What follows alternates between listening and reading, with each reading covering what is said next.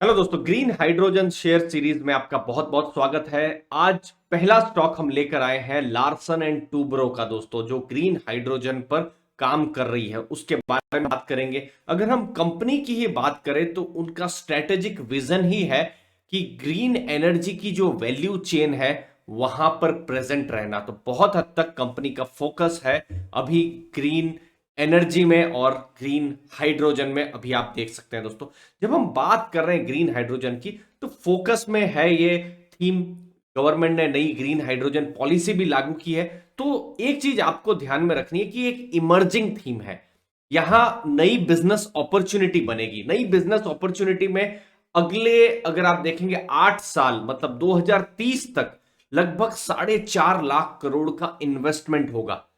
Revenues आएंगे, profits आएंगे। तो बहुत सारी कंपनियां यहां पर भविष्य में भी आ सकती है। बहुत सारी कंपनियां जो काम कर रही है उसमें से बाहर भी निकल सकती है। तो अभी बहुत ही अर्ली स्टेज है, तो चीजें आती रहेंगी, अपडेट होती रहेगी, हम आपको बताते रहेंगे दोस्तों। तो बहुत सारे विनर्स भी इनमें से रहेंगे, बहुत सारे विनर्स नहीं भी हो सकते।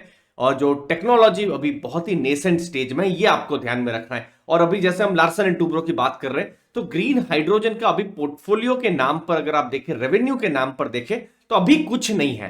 कंपनी अभी भी कंस्ट्रक्शन में है। उनके जो लार्ज हाइड्रोकार्बन के जो बिजनेस में वहां पर उनका बिजनेस है दोस्तों। तो अभी वो नहीं है बिजनेस, तो वो आपको ध्यान में रखना है। लेकिन फ्यूचर में ग्रीन हाइड्रोजन पर काम कर रही है लार्सन एंड टूब्रो, जो बिल्कुल दिख रहा है। यहां पर दो इंपॉर्टेंट चीजें लार्सन एंड टूब्रो के द्वारा हुई है। पहला, रिन्यू पावर जो है, ये नेस्डेक में लिस्टेड कंपनी है रिन्यू पावर। तो उसके साथ उन्होंने एक तरीके से पार्टनरशिप की है, जहां पर जो ग्रीन हाइड्रोजन के जो प्रोजेक्ट्स हैं उनको वो डेवलप करेंगे, ओन करेंगे, ऑपरेट करेंगे और एग्जीक्यूट करेंगे दोस्तों। तो ये एक इंपॉर्टेंट चीज है, जहां पर जो जो लार्सन एंड टूब्रो है उनकी जो इंजीनियरिंग की एक्सपर्टाइज होगी और उसकी जो सिनर्जी रहेगी वो होगा रिन्यू पावर का, जो कि डेवलपमेंट कर रहे हैं रिन्यूएबल पावर प्रोजेक्ट्स में दोस्तों। ये एक पहला डेवलपमेंट है। दूसरा डेवलपमेंट है इलेक्ट्रोलाइजर्स दोस्तों। जैसे ग्रीन हाइड्रोजन है, जहां पर पानी H2O को अलग किया जाता है, हाइड्रोजन को अलग, ऑक्सीजन को अलग किया जाता है। तो वो जो प्रोसेस के लिए जो इलेक्ट्रिसिटी जो बननी चाहिए वो बननी चाहिए कहां से?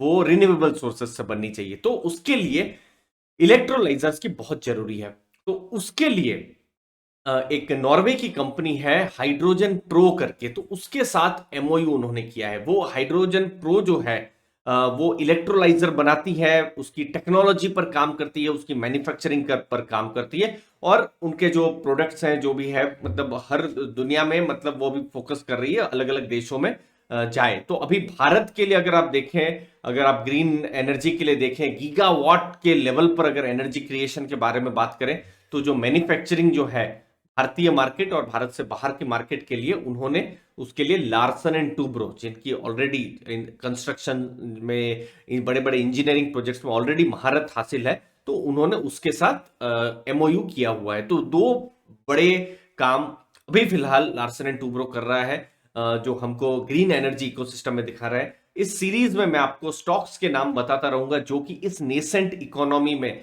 नेसेंट ग्रीन एनर्जी, जो बिल्कुल नई एनर्जी है, वहां पर काम कर रहे हैं। लेकिन एक चीज ध्यान में रखिएगा, अभी भी केपेक्स होगा, खर्चा होगा, रेवेन्यू बाद में आएंगे, प्रॉफिट्स बाद में आएंगे। तो अभी सिर्फ यही है कि ये सब फर्स्ट अर्ली मूवर है।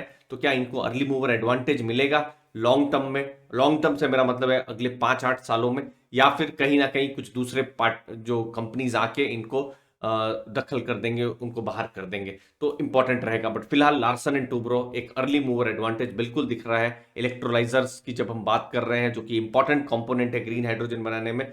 और दूसरा रिन्यू पावर के साथ जो हमने देखा है, जहां पर वो काम कर रहे हैं। अपडेट्स आती रहेंगी। चैनल को दोस्तों जरूर सब्सक्राइब करके रखिए। आपके टाइम के लिए बहुत बहुत धन्यवाद। Thank you very much.